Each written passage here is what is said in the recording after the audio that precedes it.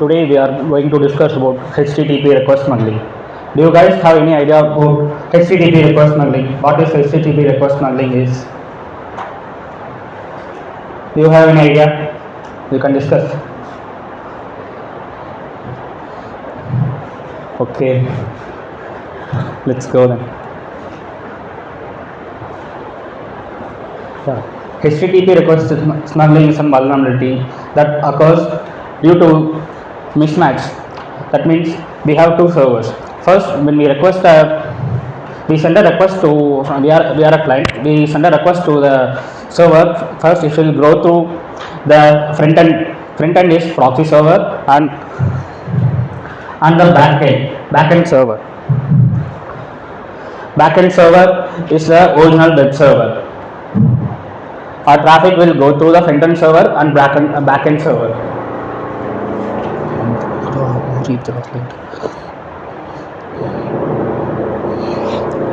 This vulnerability occurs basically due to two headers. One is content length header and another one is transfer environment header.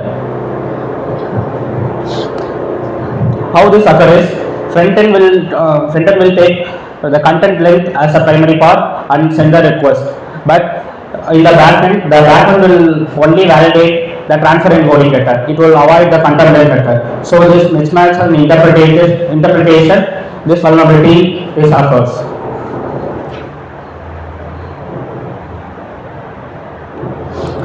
First, we can understand what is content length header. The content length header indicates in request how many the value of contents in the request present, and in also the how much characters present in the response. We can see this is a post request in this body. This is the data we are sending in the post request. So the content length header shows it is 16 bytes. We can validate it that we have selected only the post body which we have sent. From that we can select here it is 16 bytes, and this is the hexadecimal format for the 16 bytes. It will be useful. This format is useful for calculating transfer encoding bytes. Let's see it later. T stands for transfer encoding header. Transfer encoding header is also used to calculate the size of the message we are sending. But in this transfer encoding, mostly we are going to use it as chunked only. We use only chunked. And in this E part is first in transfer encoding. We need to tell the server that I'm going to send several bytes, so that this E represent bytes, how many size of data we are going to send to the server. This is the E. So this is the data we are going to send. Zero is it gonna stop. After this, no data will be sent to the server. In this E, see that here the full part of the smuggled data, the full size of the smuggled data is 14 bytes. The hexadecimal format is E. So that we can use this easily calculate the hexadecimal value of this, and we can use it here directly. If the value is mismatched, if the full value of this post request we are sending request is E hexadecimal value. If I reduce the value to 1, or if I increase the value, the server will show 400 BAT request. So it won't validate it. So the size matters here. The size of the each byte matters. There are mainly three types of request smuggling. One is content length and transfer encoding request smuggling, content length and transfer encoding and content length request smuggling, transfer encoding and transfer encoding request smuggling. Let's see. The proxy will be the front end server. Web service will be a backend server. So the front end server uses content length. The backend server uses transfer encoding. So that one server thinks, if we let's say take an example of content length, if I use content length, the front end server thinks, okay, the data stops here. but the backend server, in the backend server, it using transfer encoding. But the transfer encoding will say, yeah, I am waiting for more data. So the transfer encoding is waiting. So there is a mismatch between those two. For this, the request smuggling will happen. Like that, the front-end server will use transfer encoding and back-end server will use content means, that is TCL request smuggling. And both the servers use transfer encoding also. There is some problems in that. So we can easily find the loopholes and insert the payload, request smuggling payload, and then we can achieve request smuggling too.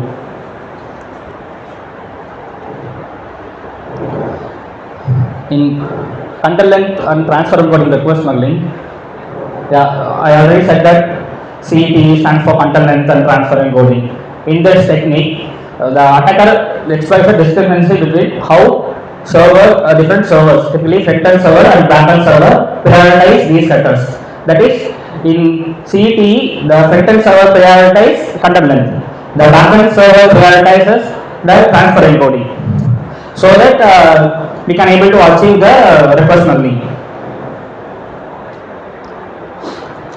As I before said, the proxy only uses content length header to determine end of the request. The backend only uses the transfer encoding, so that there is mismatch happening. Front-end server will validate only content length like 6 byte. I am sending 6 byte, okay. But in backend server, the transfer encoding I have given 16 bytes. So front-end server only send the 6 bytes to the backend server. The remaining data is only present in the server. It will be appended with the next request.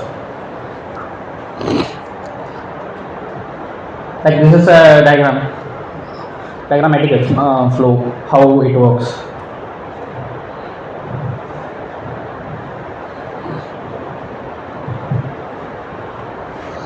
Let's quickly wrap up the theory and let's do some practical. And transfer encoding technique. Transfer encoding and content length technique. It is vice versa.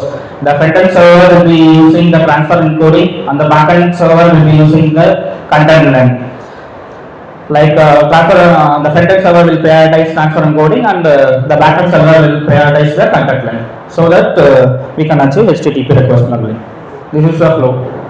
Like we are sending a crafter request with both CET headers in order. Only the first front-end server only validate the T request. If the request is properly configured, it will transfer the request to the backend server. It will forward the request, and in the backend server, it will send the smuggled response to us. And at last, it is CET technique.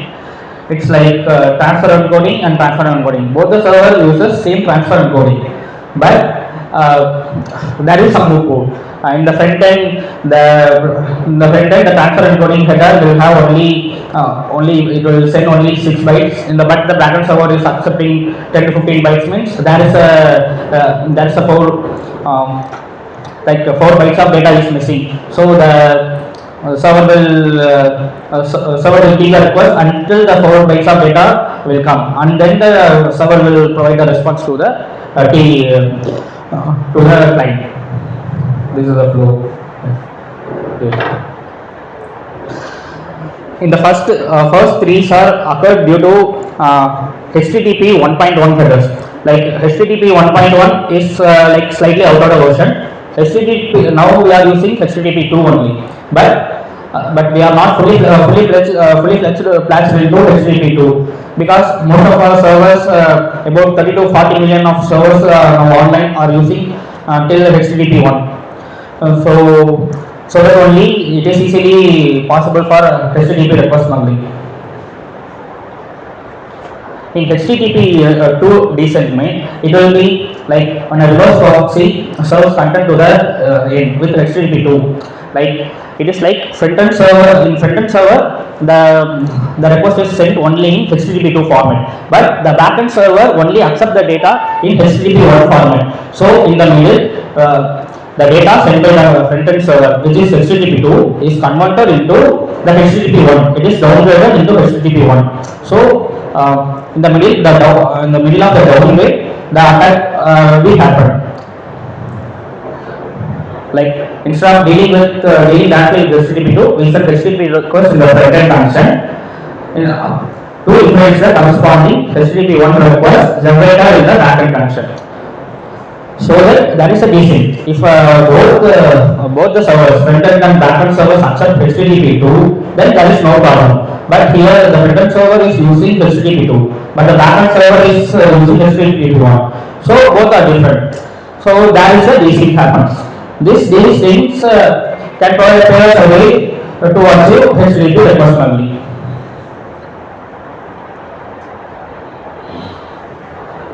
Like this is a flow, like client sends our data to a TCP tunnel with HTTP2, but the front-end proxy will download it to HTTP1 and forwards it to the backend server.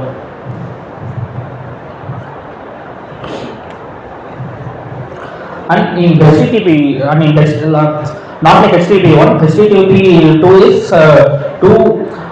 is not rely on content length. If in HTTP2, the content length header is not necessary because it won't rely on the content length or transfer encoding. But we are using content length because it will be forwarded to backend server. Backend server is rely on content length or transfer encoding. So that we can achieve HTTP request smuggling. In front-end, in HTTP1, the difference between HTTP2 and HTTP1 is HTTP2 schema is like this. It will use method post. For every method, it will say if this post means it will attach the bytes of post, the size of the post with the same request. So it is not relying on the content length. But in HTTP1 architecture, it is totally rely on content length and transfer encoding only.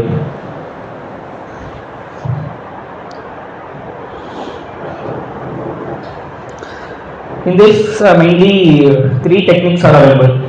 That is H2 to H2CL. That means front-end server is using HTTP2, but the backend server using HTTP1. But the backend server will rely on content length. So H2CL.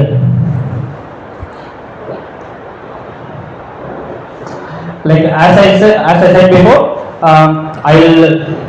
in HTTP2 content length header is not validated, but we are adding a content length header. It will forward the request to proxy, that is our front end. Our proxy will download it to HTTP 1.1 and it will forward back to the backend server. So that we have injected the content length header in the front end, we will go to the back end, then the content length header is validated by the web server, which is HTTP 1.1. So we can achieve HTTP request smuggling. This is how the attack happens. See, I'll explain this. Like in this request, we are setting content length of 0. Here it won't validate. The content length is you can set 0, whatever you want, because it is not validating the content length here in HTTP2. And we are in body, we have attached hello request, but it is converted into HTTP 1.1. Here we are setting the content length is 0, but we are sending the hello as a body. So the server what will do is, okay, content length is 0 means it will split the request into 2. It will provide a response for this request, but this request will stay in the backend server till another request will come. Then it will, if I am an attacker and you are a victim, I have inserted, instead of hello, I have inserted any payload. First, when I send it to the server, I got this response.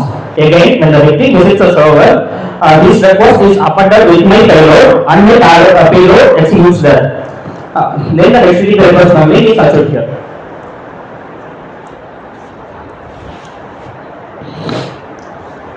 H2TE technique. In H2TE is like front end is using HTTP2 and the backend is using transfer encoding. It's mostly rely on transfer encoding only. So due to this difference, we can achieve HTTP request smuggling. Like we can go there. Yeah. In this, we are using transfer encoding. In HTTP2, it also won't validate transfer encoding. So it is just a header with some piece of data.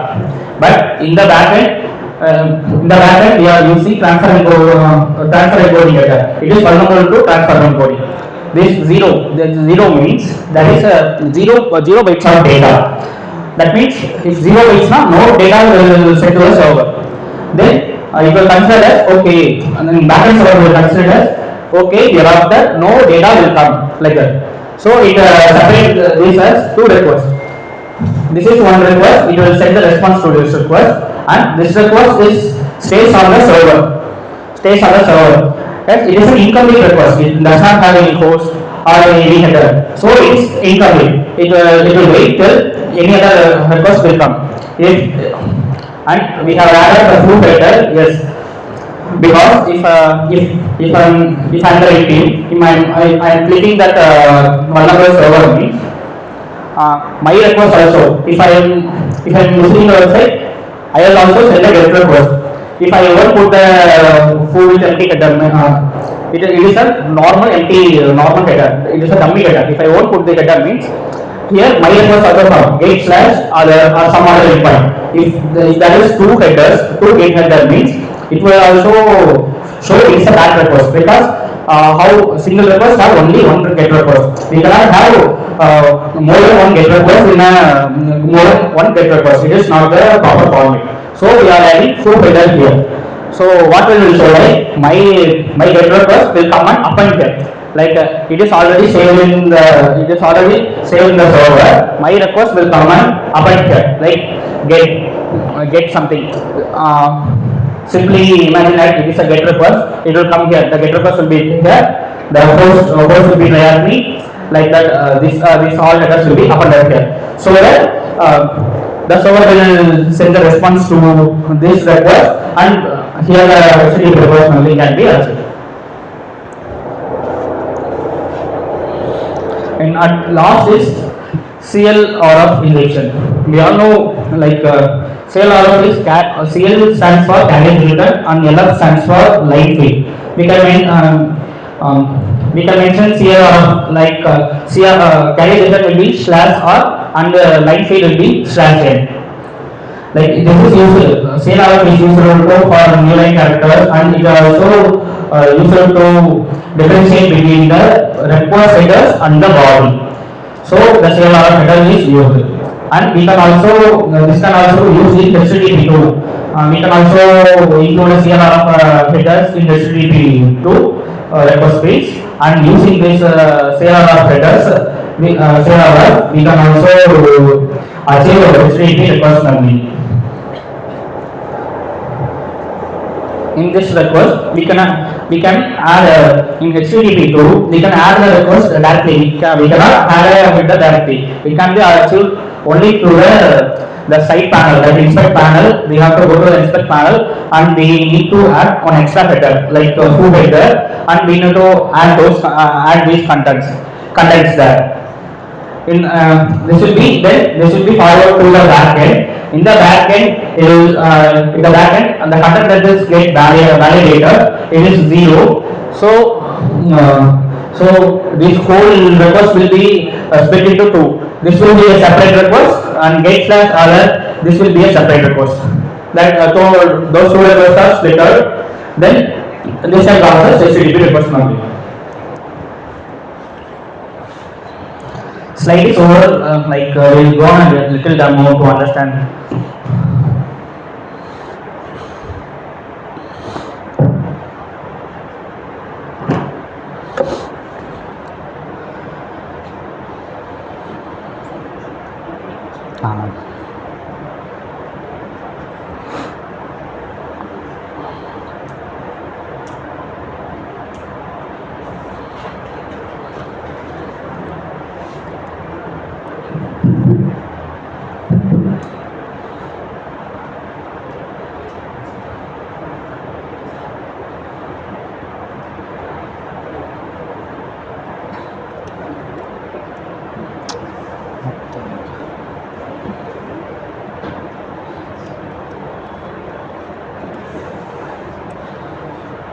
I'm using the freely available ports with the lab so that you can also go home and try it on your own.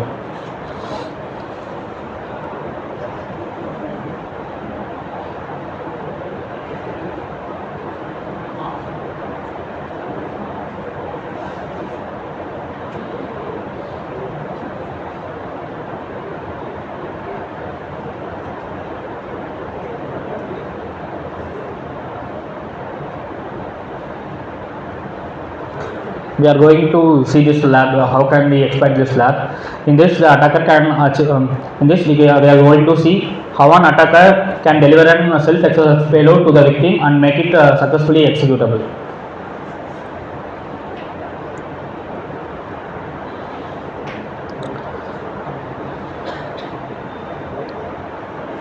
Like this labs involve front end and back end server. The front end server does not support chunker encoding. Like that, they are giving a clue that it supports content length. So the backend servers will be using transfer encoding. If the front-end server uses content length, means the transfer encoder must use transfer encoding. There is no other option.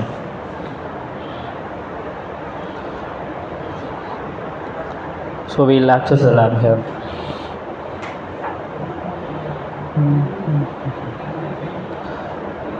Lab access format itu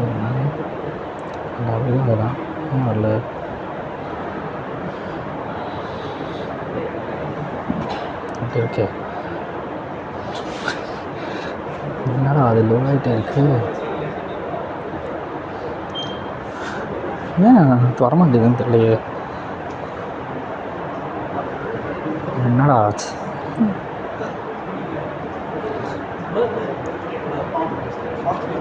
box ஆஃப்லேயே இருக்குது, இருப்பா. ஆமாம், maybe intercept ஆஃபில் தான் இருக்குது.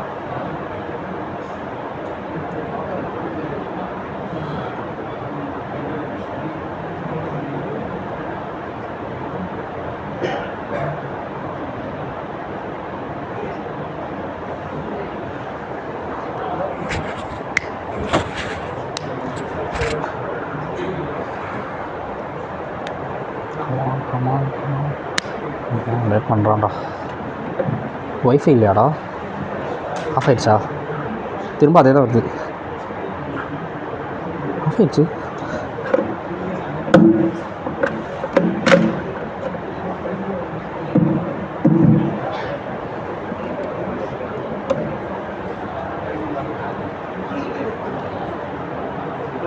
Wifi தான் இருக்கா? இது demo பண்ணி காமிச்சா தான் புரியுமே, இல்லைனா புரியாது. ஒரு சிம்பிள் லேப் பண்ணால் கூட பரவாயில்ல, இன்னொரு லேப்பில் எடுத்தால் கூட போதும்.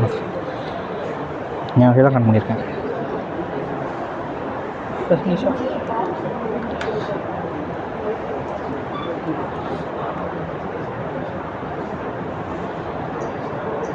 கேட்வே டைம் அவுட்டா?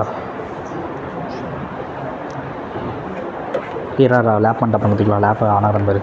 லேப் மட்டும் எனக்கு லேப் வேணும்டா. இல்லை லாகின் பண்ணுவோம் நான் திரும்ப. இது இல்லை க்ரோமில் இல்லாட்டி பண்ணுறியா? லேப் அங்கே ஸ்டார்ட் பண்ணிட்டு அதோட யூஆர்எல் எங்கே போட்டுக்கோ. சரி, ஓகே. லேப் அங்கே இது இல்லையே, லேப் அப்படி ஸ்டார்ட் பண்ணலாமா? நான் லாகின் பண்ணாமல் ஸ்டார்ட் பண்ணலாம். க்ரோம் எங்கே? க்ரோம் கிடையாதுன்ட்டு, சஃபாரி மட்டும்தான் இருக்குது.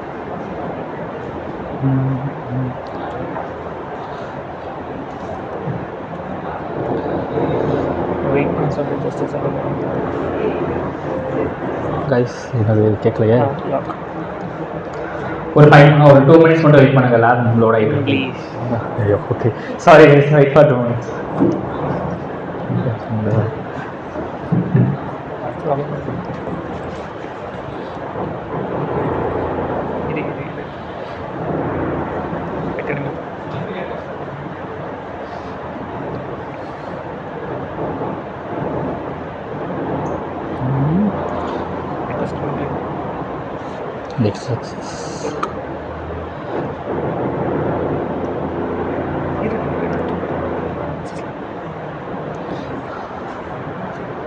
அதுவே எனக்கு 2 தடவை வருதுன்னு எனக்கு புரியவே இல்லை. அது எனக்கு நெட்ஒர்க் இல்லை, திருப்பி அதே பேச்சுக்கு. ஓகே, ரீடாக்ட் ஆகாமல் நெட்ஒர்க்காக இல்லையோ ஒரு வேலை. அப்பெல்லாம் வந்துச்சு. மேபி உனக்கு லேப் எல்லாமே எக்ஸ்பைரி ஆகிடுச்சா? இது ஃப்ரீ தானே, போட்டு வைக்கிற எல்லாத்துக்குமே ஃப்ரீ தானே. அது கரெக்டு. இதை க்ளோஸ் பண்ணால் ப்ரெசன்டேஷன் க்ளோஸ் ஆயிரும். இருடா அங்கே வாடா, அங்கே வாடா. கோட்ஸ் ஃபிகரே படமாக இருக்கும்.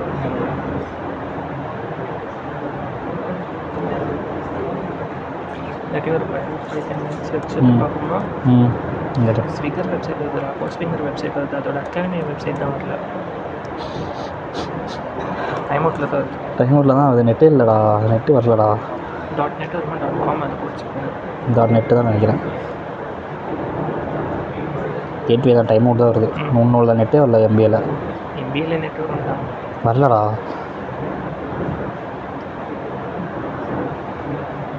இல்லை லாஸ்ட் ட்ரை பண்ணி பார்ப்போம்னா போயிடும். லாஸ்ட்டாக ஒரு ட்ரை பண்ண அப்படி வராக்கி விட்டுருவோம். அதுக்கும் இப்போ வருது பாரு, நெட்டு தான் வரல, நெட்டு தான் பார்ப்போம். இங்கே பிளாக் ஆகிருக்கும் கோட்ஸ் ஃபிங்கர். நடாது நினச்ச க்ரௌட் இல்லையா?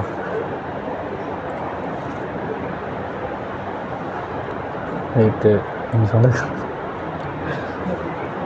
கோட்ஸ் ஃபிகரே வரல.